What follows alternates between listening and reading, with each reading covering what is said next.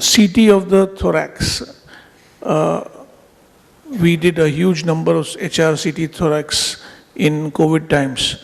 What was your experience in the COVID time?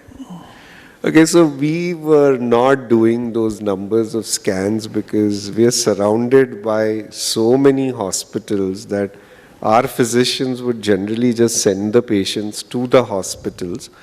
Also because except for 10 days from the 7th of April to the 24th of April 21, when our staff was not able to come because those ID passes hadn't started, and they live in Vasai, Virar, Nalasupara, and they couldn't get transport because taxi guys didn't have those passes. We were shut only for those. But the rest of the times, our biopsy work, our routine CT work, numbers were small, but they didn't stop. And so we actively discouraged COVID patients or suspected COVID. Then when it became difficult to do that, we did them only after 2 o'clock in the afternoon, and then we would sanitize and, or do all of that. So we didn't do large numbers, but we still ended up doing 8-10 a day in the peak, both the waves.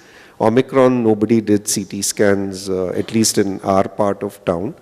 But it was learning. It was a new pattern of disease. We learned a lot from the disease, which even today helps us in our CT chest interpretation. But there were places in India, in Kolhapur, I have a friend who was doing 200 a day. And in the middle of COVID, he bought another CT scanner because he had to do another set.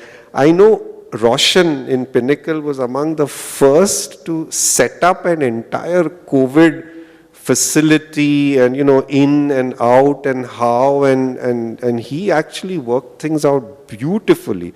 And I actually would take tips from Roshan as to how to set up the flow of COVID patients and things like the corridor thing. Yeah.